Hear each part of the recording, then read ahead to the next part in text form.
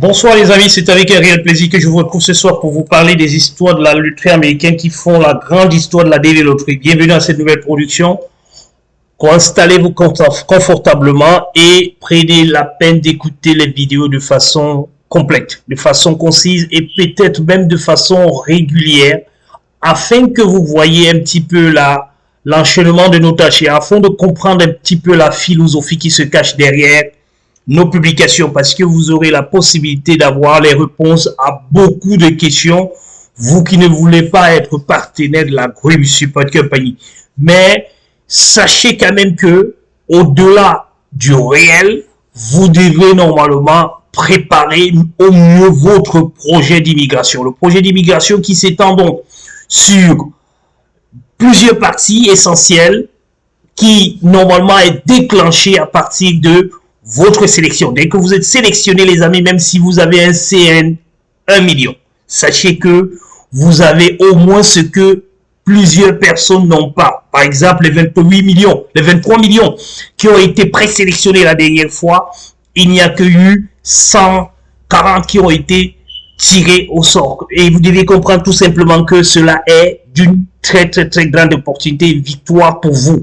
Vous devez tout simplement sécuriser cela parce que quand vous êtes sélectionné à la loterie, vous avez des opportunités qui s'ouvrent, vous avez la possibilité de pouvoir de maintenir tout simplement la palme de ce qui vous accompagnera. Vous déciderez, vous aurez maintenant les cartes en main pour décider de ce que vous souhaitez être dans les 10, 15, 20, 30, 50 prochaines années à ce qui vous concerne en fonction de votre âge.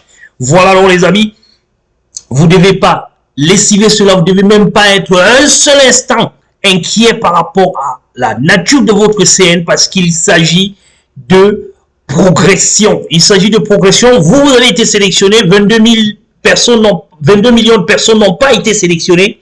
Vous avez été dans la shortlist des 40 personnes qui ont été sélectionnées à la DV Loterie 2022.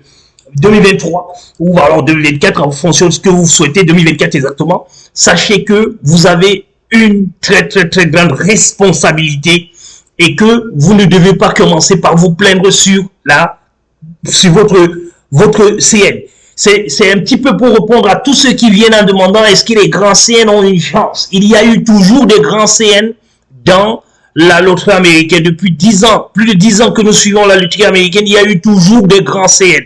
Ne vous attendez pas à un grand CN, plus grand ou moins grand, ou dans l'histoire de la DV, est-ce qu'il y a eu déjà un CN qui portait qui était à 100 quelque chose? Non les amis, ne cherchez pas cela, sachez que vous avez été sélectionné. Parce que ce que je vais vous dire, c'est que si le CN1, c'est-à-dire qu'Afrique, on a un CN AF 0001, et que le second, c'est vite, jusqu'à 100, jusqu'à 100 000, jusqu'à AF 100 000, c'est vite, c'est-à-dire c'est du non. Sachez que le CN 101, le AF Afrique, dont le AF de 2024, AF 000101, sera le deuxième CN. C'est comme ça que vous devez comprendre, les amis. C'est ce que nous voulons vous faire comprendre dans nos vidéos, que pour conclure que votre CN est grand, il faut extraire d'abord, dans un premier temps, ceux qui n'ont pas été attribués, c'est-à-dire que les hold, vous les enlevez d'abord. Ensuite, vous enlevez tous ceux qui n'ont pas soumis les DS jusqu'au moment où vous faites votre analyse. Ceux qui n'ont pas encore soumis les DS, vous les écartez également et vous trouverez normalement la position de votre CN. Mais même jusque-là, vous ne devez pas vous limiter parce que nous, qu'est-ce qu'on fait après? On va regarder le nombre d'échecs qu'il y a eu dans la DS, dans la DV, je vais dire, combien ont été refusés, combien ont été mis en processus administratif. On va donc voir à peu près quelle est la chance qui vous revient, comment est-ce que vous devez faire pour pouvoir y arriver. Et ensuite, ce n'est pas tout, il y a une deuxième angle sur lequel vous devez jouer. Vous devez jouer sur le deuxième angle qui voudrait quoi? Que vous suivez maintenant en fonction de votre ambassade, parce que toutes les ambassades ne seront pas pareilles. Ça, je m'adresse directement aux gars de la RDC qui ne font pas confiance à la Grim Support Company, qui viennent toujours nous interviewer, nous questionner, prendre des informations à compte-gouttes pour partir cela ne vous aidera pas parce que vous n'arriverez pas. Parce que votre ambassade doit normalement avoir, vous devrez avoir un regard dans la globalité de la DV parce qu'il y a 550 000 visas qui doivent être attribués dans le monde. Après, vous devez venir voir combien doit être attribué en Afrique. Ensuite, vous devez normalement venir dans votre ambassade pour voir combien doit être attribué à l'intérieur de votre ambassade déjà. Et après, faire un point sur le nombre de CN qui ont déjà été attribués. Parce qu'une question selon laquelle beaucoup de personnes ont eu des lettres, les 20 000 ont eu des lettres, mais les 16 000, les 15 000, les 3 000 n'ont pas eu. Il s'agit de répondre à plusieurs questions à la fois. Premièrement, s'agit-il des mêmes CN dans la même ambassade? That is the question. Secondo, s'agit-il des dates de soumission identiques? Parce que si vous n'avez pas soumis tôt et que j'ai soumis tôt, votre CN ne sera pas traité par le KCC et ne sera pas envoyé à un NDC. D'accord? C'est-à-dire que ceux qui sont en train de soumettre le DS maintenant en janvier ont trouvé que les 40 000 ou bien les 36 000 ont soumis en début octobre ou alors en mai. Le cas a été traité. Dès qu'ils passent QN, ils reçoivent immédiatement les secondes lettres parce que leurs CN, les DS ont déjà été traités. J'espère avoir été clair là-dessus. Ne revenons pas sur ces questions. Pour que nous faisions ce travail pour vous, c'est ce que nous faisons pour les clients de la Grim Support Company. Nous travaillons pas à pas. Nous rentrons dans l'ambassade pour essayer de regarder le dernier case de cette ambassade et programmer comment est-ce que ça va se passer. Pour les visas bulletins, comment nous faisons nos prédictions? C'est pareil. Les prédictions du visa bulletin, par exemple, le mois prochain, quand nous serons en train de faire la prédiction du visa bulletin du mois prochain, nous allons revenir sur ce format en cette période-là. Laissez-moi vous le présenter. Ce format en cette période, parce que ce format, ce sont les données CAC qui ont été mises à jour dernièrement vendredi 12. Vous pouvez le voir ici également. C'est même, ils mettent ici le 13, mais considérez que c'est plutôt le 12. Vendredi 12. Donc, quels sont les CN qui sont en hold? Quels sont les CN qui ont reçu par ambassade? Quels sont les CN qui ont reçu déjà leur second lettre? On va voir à quel niveau les ambassades se trouvent. Chaque ambassade, on va regarder, mais attention, on ne pourra pas le faire pour tout le monde entier. Nous le faisons en fonction de ceux qui sont Grim Support Company, partenaires de la Grim Support Company. Si vous êtes Togolais, nous allons faire ça pour le Togo parce que nous allons aller regarder le dernier case au Togo qui a reçu, à quel moment il avait soumis sa DS, à quel moment vous avez soumis votre DS. On va faire une prédiction par rapport à vous, à quel moment vous allez recevoir votre seconde lettre. Donc, les questions dans le forum où vous nous demandez à quel moment je vais recevoir la DS, il y a beaucoup d'informations dont nous avons besoin et qui sont personnelles. Nous ne vous autorisons pas de les afficher comme ça au monde. Et ce sont les données personnelles que vous devez soigneusement garder. Et nous avons besoin de ces informations pour pouvoir normalement faire une analyse globale et répondre à cette question. Ce n'est pas une question qu'on répond, ce n'est pas les fétichismes qu'on utilise pour regarder à quel moment ça va se passer. On n'utilise pas ni le soleil, ni la lumière, ni le temps, mais on utilise tout simplement les règles élémentaires de mathématiques qui nous permettent de dire que si il y a eu 50 CN entre 1 et 10 et que le visa bulletin est au niveau 5, nous regardons combien de CN ont déjà été traités, ont déjà eu leur visa en cette période-là, dans cette fourchette-là. Nous les dégageons et nous estimons à combien ça va se passer. C'est un petit peu cette estimation que nous avons fait la dernière fois pour nous retrouver à une prédiction dont on disait que la prédiction devait être aux alentours de 45 000. Dieu merci, nous sommes tombés à 40 000 et la prochaine fois, c'est également ce que nous allons faire. Nous attendons d'abord que tout le monde, c'est pour ça que nous ne faisons pas nos prédictions à n'importe quel moment. On le fait quand le mois est fini, parce que quand le mois est fini, tout le monde est supposé avoir reçu sa seconde lettre. D'accord? Voilà donc les amis, l'information dont je tenais d'abord à mettre au point pour répondre un petit peu à ces deux questions. La première question de savoir à quel moment je vais avoir mon CN. Attention les amis, on ne peut pas répondre à cette question comme ça. Ça se passe pas comme ça. Il faut qu'on rentre dans les méandres, les informations qui vous concernent. Comment est-ce que vous avez fait? Comment est-ce que vous avez transmis vos informations? Comment est-ce que, à quelle date vous avez transmis vos informations? Et vos informations se trouvent à quel niveau? Combien de rôle il y a entre vous et vous? Quel est ce que votre ambassade a déjà dégagé comme travail en termes de CN? Nous allons donc dégager toutes ces informations et nous allons normalement répondre à cette question. J'espère avoir été le plus clair que possible. Suivez les vidéos de façon complète. Resuivez également si vous n'avez rien compris. Par contre, vous pouvez revenir dans les commentaires. Nous pouvons repréciser encore et encore. Mais à la question de savoir à quel moment je vais avoir ma scolette, nous vous répondons tout simplement Grim Support Company. Voilà les amis, les données sur incident ont été publiées comme je vous l'avais déjà annoncé dans cette vidéo. Elles portent sur le traitement des données CAC que voici. Et vous devez donc savoir que il y a eu normalement encore et encore des visas qui ont été encore accordés. Attention, nous voyons quand même le procédure administrative selon l'article 221. Ça monte et ça monte. Regardez très bien en Europe. L'Europe et l'Afrique déjà ont la moitié.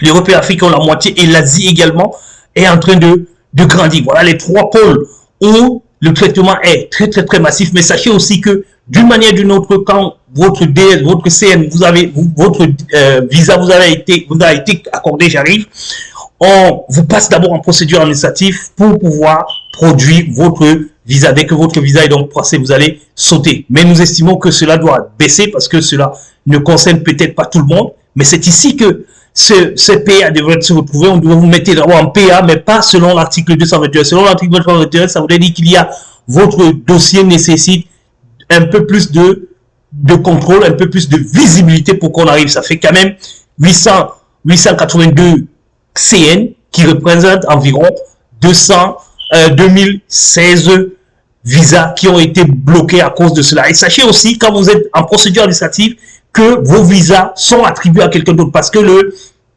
NVC produit des visas en fonction des numéros et les attribue. Quand les visas sortent comme ça en fonction de numéro, ces visas sont déjà classés. Il faut qu'on les attribue à d'autres personnes avant de faire l'envoi, avant de faire la révision de certains autres numéros. Les numéros ne peuvent pas aller aux ambassades et revenir au NVC. Non, ça va faire plomber le système. Le système doit produire les visas, les envoyer, pas en mettant les noms. On produit tout simplement les visas sans mettre les noms. Et les ambassades maintenant prennent la peine de pouvoir mettre les noms qui sont conseillés. Donc, quand vous passez en procédure administrative, sachez que vos visas sont attribués à quelqu'un d'autre.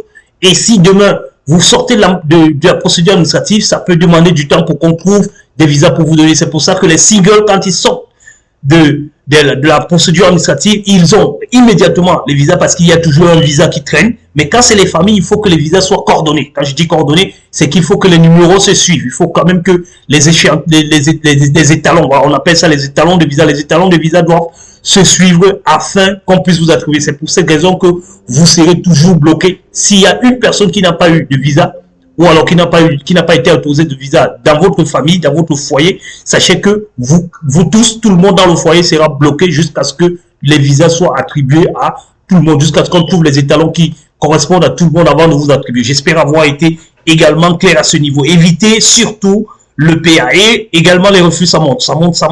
Et les refus, c'est beaucoup plus en Afrique. Regardez très bien que l'Afrique a quasiment le double, voire le triple de certaines régions en termes de CN, en termes de CN également, parce que vous allez voir qu'en Europe, il n'y a que 52 CN qui sont à refuser, alors qu'il y a 213 CN qui sont à refuser auprès de l'Afrique et ainsi qu'en Asie, il n'y a que 37 CN qui sont là-bas, même quand on va au niveau des trucs.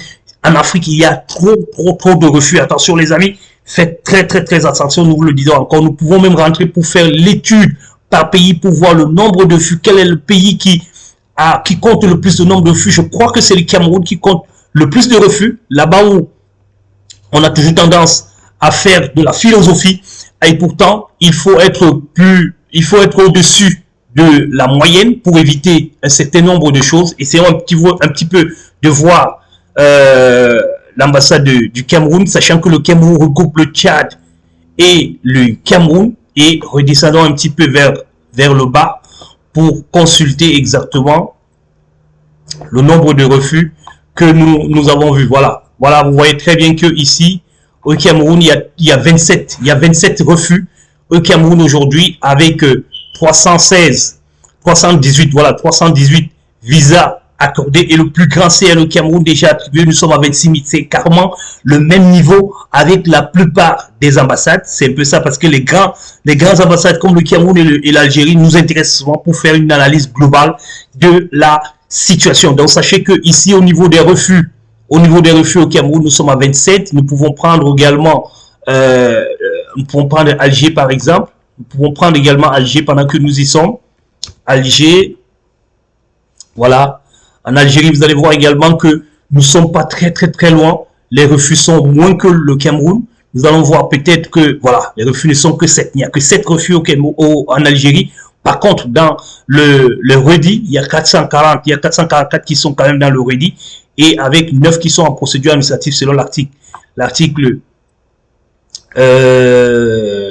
oui, c'est exactement ça. Il y a 9 qui sont en procédure administrative, il y a 7 qui sont à refus, 9 qui sont en procédure administrative et 429 visas déjà accordés en Algérie. Donc, sachez que c'est relativement trop important. Et regardez également, le case number, ils sont à 25 116, sachant que les visas bulletins les ont ralenti. Donc, ça va pas aller plus vite. Ça ne sera plus la moyenne de tout le monde parce que les visas bulletins vont les ralentir ce mois-ci. Nous allons essayer d'aller chez nos amis béninois, Cotonou. C'est ça, non? Béninois, c'est Cotonou, voilà, je pense, parce qu'ils ont toujours demandé. Essayez un petit peu de voir avec, pour nous, les béninois ici. Excusez-moi, je me suis planté pour aller regarder l'analyse de quelqu'un d'autre. Voilà. Au Bénin, donc, il y a 8 visas qui ont été refusés avec 65 visas qui ont déjà été accordés, 63 qui sont encore en attente. Donc, vous devez donc comprendre que nous pouvons le faire ainsi. Et nous allons également chez nos amis du Togo, qui sont les plus, ceux qui nous regardent toujours, c'est Lomé. Ceux qui nous regardent énormément, ceux qui pensent toujours à la Green Support Company, ceux qui font confiance à la Green Support Company. Nous allons aussi à la Dakar. Après, nous allons à la Dakar pour finir. Mais sachez que nous pouvons regarder pour tous les pays. Nous allons nous organiser pour les prochains mois pour regarder pour les tout pays. Voilà, il y a 12 qui ont été refusés. Il y a 6 qui sont en procédure administrative. Il y a 160 quand même qui ont été donnés. Regardez très bien. 26 443, c'est le dernier CN qui a été traité sur le dernier visa bulletin. Regardons un peu, consultons un petit peu les visas bulletins pour revenir un petit peu rapidement sur les visas bulletins. Je crois que c'était ici, voilà. Les visas bulletins étaient ici, voilà, excusez. Voilà, nous étions à 26 500. Vous comprenez donc que quand nous sommes à 26 500 ici, nous pouvons facilement venir voir que ça a été le plein au niveau du Togo. Il y a même eu 26 443 et nous étions à 26 500. Donc vous comprenez très bien que c'était le plafond. On ne pouvait pas dépasser les 26 500. Et là, ça doit vous permettre de comprendre que le rôle a été donné. Et là, ce n'est pas déjà les interviews qui ont été données, ce sont les redits. Vous devez voir ici, ce sont les redits. Donc, ce sont ceux qui sont déjà programmés. Ils sont déjà programmés. Ils ont déjà la possibilité d'être programmés. Ils sont ici. Les 230 qui sont ici, c'est eux qui sont dans le redit. Ici, ils sont prêts pour l'interview. Ils ont déjà leur date d'interview. Ils ont déjà les délais d'interview et ils ont déjà tout le nécessaire pour pouvoir procéder à leur interview. Et les interviews ici, tout ceci dont les 236 sont donc concernés pour la fin du mois de janvier et tout le mois de février pour pouvoir arriver là. Il y aura donc les prochaines lettres qui vont arriver beaucoup plus tard, beaucoup plus tard. Regardez que nous allons quitter à 26 443 pour descendre maintenant. On va peut-être avoisiner les 40 000. C'est là-bas que nous allons donc aller vérifier pour voir s'ils ont atteint le quota de 40 000 pour espérer que le visa bulletin sera toujours bon, va toujours continuer à bondir de façon globale. Mais il faut faire cette étude dans l'ensemble du fichier, voilà, l'ensemble du fichier pour pouvoir comprendre mieux où est-ce que le visa bulletin va donc nous entraîner. Alors nous allons finir cette vidéo très rapidement avec Dakar pour être complet. Dakar, DKR. Alors DKR ici, voilà, vous pouvez comprendre que au niveau de Dakar regroupe, c'est l'un des ambassades qui a pas, je ne dirais pas plus de personnes, mais qui a plutôt le plus de pays, voilà, qui regroupe plus de pays au niveau de l'Afrique de l'Ouest. On a en dehors de la Côte d'Ivoire qui est un petit peu à côté, les pays anglophones, anglo-saxons, voilà, j'allais dire, les pays anglo-saxons qui sont tout autour qui sont en Afrique de l'Ouest là-bas, ont leur ambassade, mais le reste des pays comme le Mali, la Guinée, ils se retrouvent tous à l'ambassade de Dakar au Sénégal. Et nous pouvons voir qu'il y a quand même un peu plus de 82 refus et 26 qui sont en procédure administrative. Attention les amis, faites très attention. Ne vous mêlez pas les pieds n'importe comment.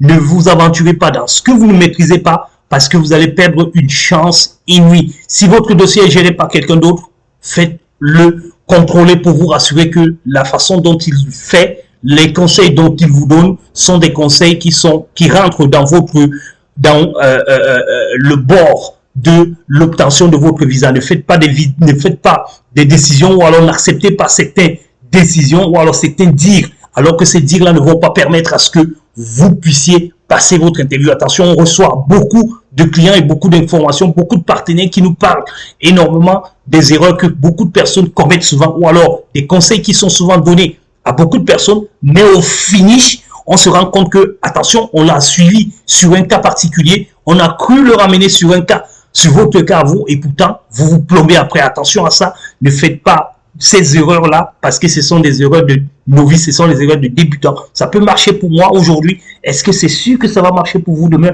Ça peut marcher pour moi dans telle ambassade, dans l'ambassade X. Est-ce que ça va marcher pour vous dans l'ambassade Y? Voilà les choses qu'il faut que vous sachiez avant de vous aventurer. Et ça, on vous conseille toujours, faites auditer le travail qui est fait par vous ou alors qui a été fait par quelqu'un d'autre afin de vous rassurer que deux personnes ont regardé, plusieurs personnes ont regardé et est-ce que ce travail a été bien fait? Est-ce que c'est sûr et certain que l'investissement que je vais faire, le temps déjà que j'investis, les moyens que je suis en train d'investir, est-ce que ces investissements que je vais faire vont me permettre de rentrer en profit? Parce qu'aucun investissement ne doit être fait dans le but de ne pas obtenir un rendement.